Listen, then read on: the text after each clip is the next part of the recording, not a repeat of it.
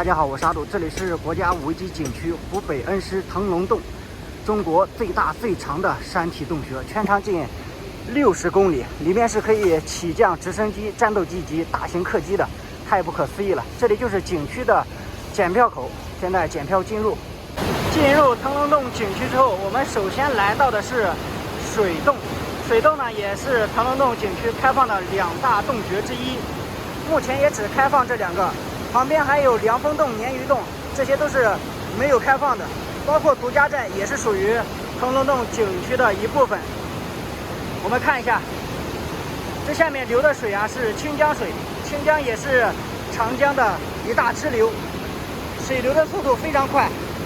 清江在这个位置入洞之后，猛降30米，形成了一个巨大的瀑布。水洞也是深不可测呀。我们看一下山体上面裂开了一大道口子一样，太壮观了。而且走在这里面非常的阴凉，可能还需要穿外套呢。夏季的时候来这边避暑是一个绝佳之地啊！哇，里面深不可测，犹如宇宙中的黑洞一般。这么大的山体洞穴我还是第一次见的，现在只是看到了水洞就那么壮观了。这里的植被树木非常的茂密啊，天然的氧吧。那边又来了不少游客。水洞的观赏区比较少一点，就是沿着这个石阶梯啊走一圈，很快的。这里有标牌，叫做卧龙吞江瀑布。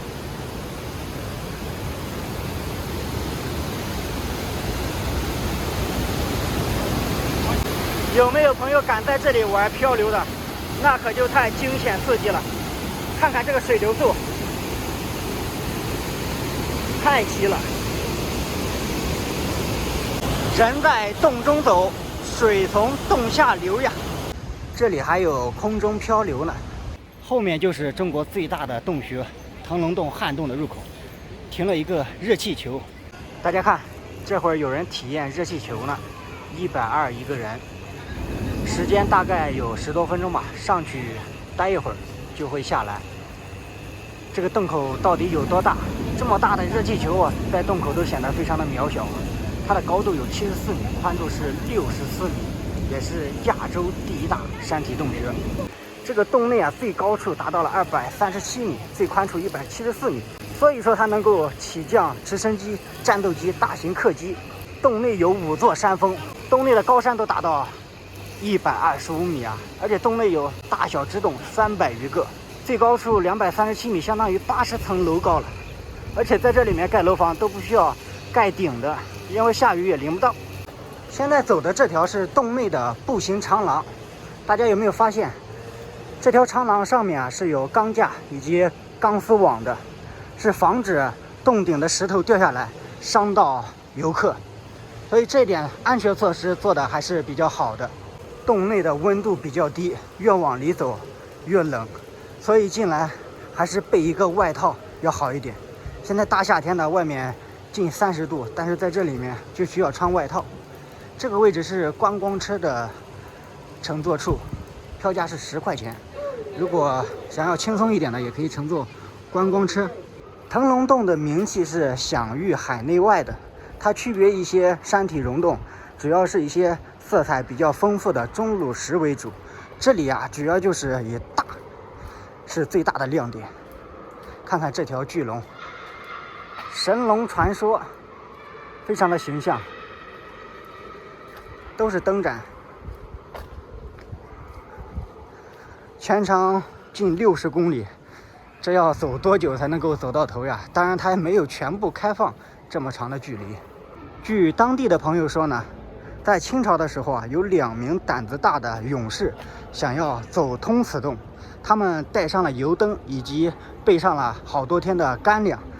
进入洞穴之后啊，一直到现在都没有走出来。这个洞也是在1988年经过25名专家32天的实地探测，才最终把它给探明。在这里面说话是有回音的。我们看一下洞内的石壁，它都是条纹条纹的，一层一层的，像是五花肉或者说叠大饼一样。为什么会形成这样的纹路呢？肯定就是在数万年前，这里也是地下暗河。前面是沂水绿川的表演舞台，主要是土家族文化和一些歌舞。现在还没有开始呢，每天是有2场吧，上午1场和下午1场。再往前面走还有这个激光表演。走到这边仍然是看不到头呀，深不可测。旁边还有卖吃的以及超市。我们继续向前走。我们现在走的这条叫做绝壁长廊，是为了纪念当年考察队的。因为当年考察队啊进洞之后，洞底部全是淤泥，根本无法行走，所以他们就沿着洞穴的山体石壁上进行爬行。这条栈道也是为了纪念考察队而修建的。这个位置啊，这么大一块的乱石堆，是不是洞体之前倒塌过呀？好大一块乱石堆呀！我刚刚看了一下介绍，这里是叫做龙鳞山，是腾龙洞中其中一座山峰，它的高度是35米。我们看一下山峰的顶部啊，是一个螺旋形的，不知道是不是就从上面掉落下来的。洞内最高的山不是达到了125米吗？我们现在继续向前行进。大家有没有发现前面的洞口在半空中飘着一层雾气，如同仙境呀！直升机之前这个景区啊，在腾龙洞是也飞过的，感觉山上的几块大石头啊，随时都有可能掉落下来呀！这么陡的坡，腾龙洞是我第2次过来。为什么来第2次呢？因为第1次的时候我就到达了沂水绿川那个表演的舞台，看了1个小时的表演，然后就到了景区关门的时候了，不能够往这里面走，所以我没有看到这里面。今天再次过来就是要往前走，看看这里面到底都有些什么。我们现在来到的点是归水润沽，大家发现吗？有一个倒挂的钟乳石悬在空中，不停的在滴着泉水，然后滴落在下面形似蘑菇的钟乳石上，所以取名为归水润沽。大约形成在35万年前，太精美了。看看这水质，这水是可以直接饮用的，甘甜可口，而且很冰凉。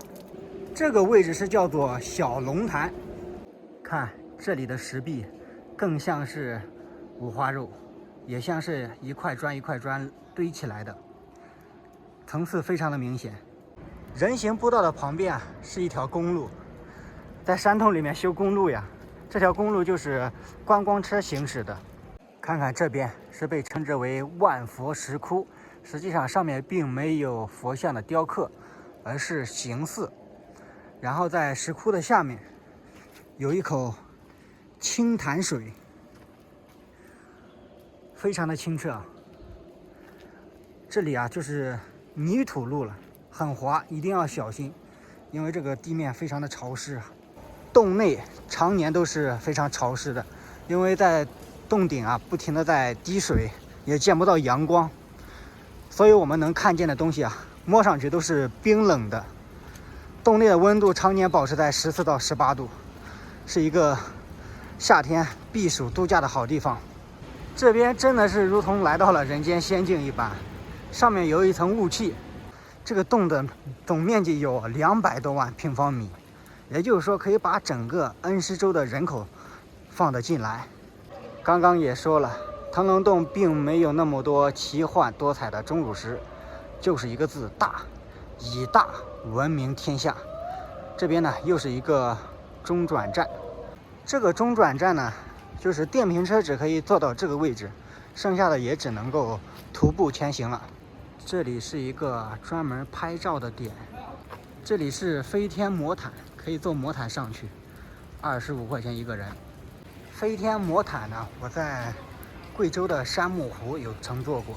走到这里面还见到了几位游客，刚刚一路过来都没有看到我们从洞口进入到山洞啊，大概也走了3、4公里了。这里是有标牌的腾龙洞后洞，我们还要向前走。五角星的位置是我们现在所在的位置，这已经到达了腾龙洞最后的部分了。走到这边，明显是有一个巨大的落差，这个落差大概有20、30米吧，而且下面可以听到水流声了。看一看，我们刚刚是从前面过来的，这里是一个半圆形的洞口啊，这一块是乱石给挡住了，估计是很多年前啊，上万年、上千年前掉落下来的石头。现在是修的这个人行步道。我们再看这边，奇观呀，出现了分洞，前面是一个洞口，下面就看到水了，听到哗哗的水流声。哇！而且我们看一下这一块，这是多少年积水形成的景象呀，一层一层的，像是梯田一般。这是坚硬的石头呀。我们再看这一块，哇，从石缝中击落下来的泉水，就这样日复一日，年复一年，不停地流淌着。这里同样也是从洞内顶部滴落下来的泉水，也形成了非常奇特的钟乳石景象。而且啊，这一块它的形状非常像是我国的地图，不知道大家能看得出来吗？这是旁边有一个介绍啊，并不是我在乱说。这里面都没有看到游客了呀，目前就我一个人了。还好这都是有灯光的，如果说没有灯光啥的，那走在这里面可就太恐怖了。而且这个位置明显可以看到洞没有那么高，也没有那么宽了，这两边是做的景观麦穗，但是前面像是一个无底洞一样，我估计也就快要走到头了吧。旱洞跟水洞应该会在内部某一处进行相连。这里面现在啊就我一个人，胆子小的可能还不敢再往里面走了。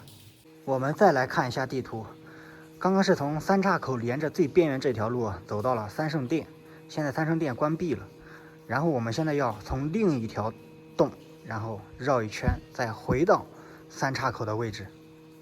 前面这个洞口非常的大，就是三圣殿，现在正在施工。我们往旁边走，这边灯光非常的绚丽，也是灯展。看一看这一块，也是非常的壮观。那里面也是一个洞口、洞道，但是过不去的，真是别有洞天呀。这边又看到了另一番景象，怪不得腾龙洞如此出名，它是有一定道理的。这是一个水坑，这边还有一个厕所，看一下这个位置，旁边有一个小洞口，非常的矮，但是里面是有水的，估计也深不可测呀。看一下，这里面是没人能过去的。在这个位置说话回声特别的明显啊。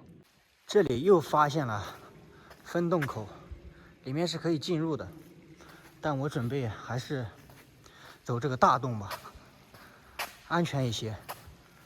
反正怎么走肯定都能够绕得回去，不可能在这里面迷路的。看一看这个位置，真是大开眼界呀！